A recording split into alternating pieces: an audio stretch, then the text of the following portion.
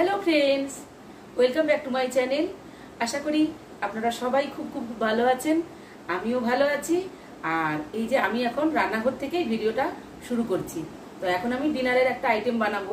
তো রান্নাঘর থেকে ভিডিও করছি মানে অবশ্যই একটা রেসিপি আমি আপনাদের সঙ্গে শেয়ার করব। তো তাহলে কি রেসিপি দেখাবো সেটা হচ্ছে কি বলে দিই। আজকে আমি বানাবো পটল আর পনিরের মালাইকারি। তো পটল পনিরের মালাইকারি বানানোর জন্য এই যে এখানে পটল নিয়েছি, পটলকে ছাড়িয়ে নিয়েছি। এখানে পনির নিয়েছি, বেশ বড় বড় করে কেটে নিয়েছি। আর এইখানে নিয়েছি পেঁয়াজ, আদা বাটা আর কাঁচা লঙ্কা বাটা।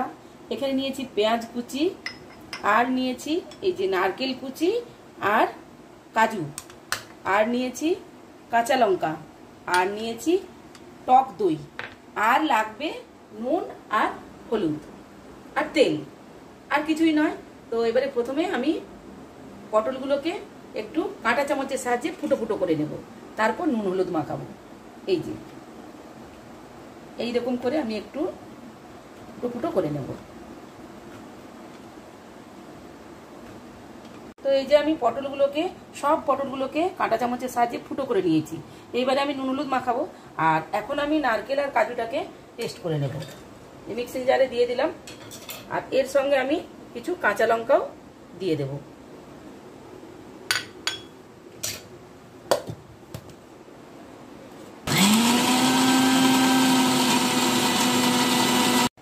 প্রথমে আমি পনিরগুলোকে ভেজে নেব।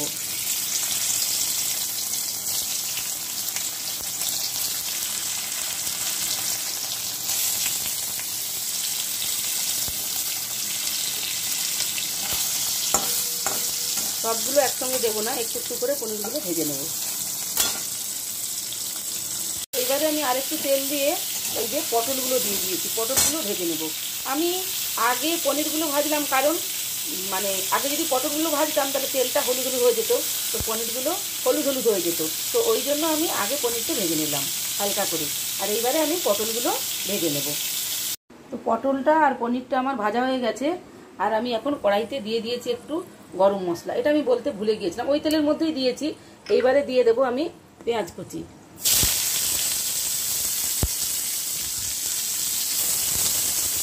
এবারে আমি দিয়ে দেবো এই যে লঙ্কাগুলো, কাঁচা লঙ্কা দিয়ে আবার একটুক্ষণ আমি নেড়ে নেব।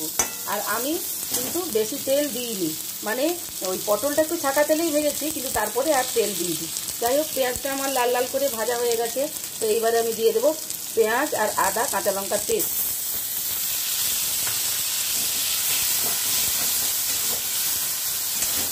এইটা দিয়ে কিছুক্ষণ আমি নেড়ে নেব। মশলাটা আমার নুন হলুদ দিয়ে ভালো করে কষানো হয়ে গেছে।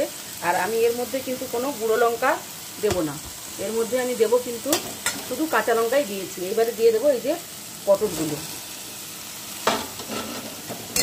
দিয়ে আমি আবার ভালো করে নেড়ে নেব। পটলগুলো দিয়ে আমার ভালো করে কষানো হয়ে গেছে। এইবারে দিয়ে দেবো কাজু নারকেলের পেস্ট।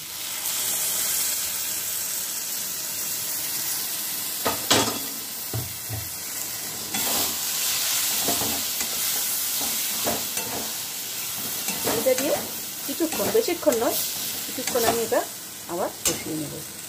কাজু নারকেলের পেস্ট দিয়ে আমি একটুক্ষণ জাস্ট কষিয়েছি। এইবারে দিয়ে দেবো আমি ফেটিয়ে রাখা টক দই।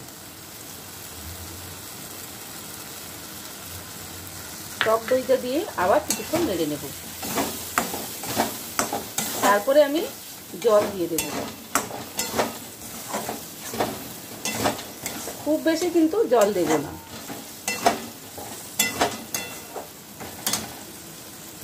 এইবারে আমি এই যে মিক্সিং জারটা ধুয়ে আর দইয়ের বাটিটা ধুয়ে জল দিয়ে দেব।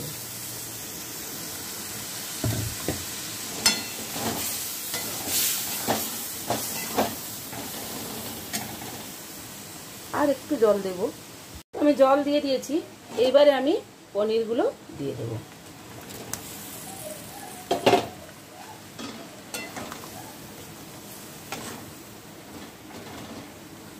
এইটা দুর্দান্ত লাগে খেতে, বিশেষ করে ভাতেও ভালো লাগে, পরোটা রুটির সঙ্গেও খুব ভালো লাগে। তো আমি এটা ডিনারে বানাচ্ছি। এটা কমপ্লিট হয়ে যাক, তারপরে আমি কি দিয়ে খাবো দেখাবো। হয়ে গেছে, আমি গ্যাসটা বন্ধ করে দিয়েছি। এই যে আমার পটল আর পনিরের মালাইকারি আমার রেডি হয়ে গেছে।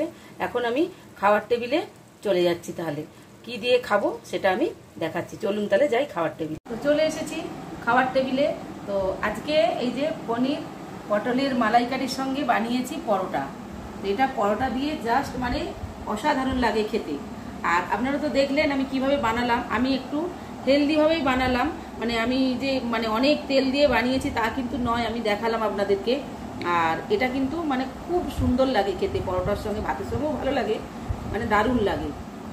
এই যে আমি একটু খাচ্ছি, পটলগুলো একদম নরম হয়।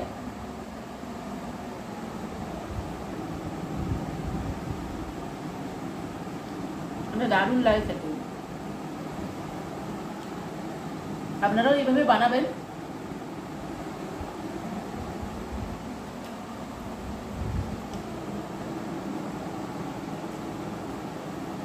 প্রচন্ড গরম, আমি একটু কোল্ড ড্রিঙ্কস নিয়ে নিয়েছি সঙ্গে।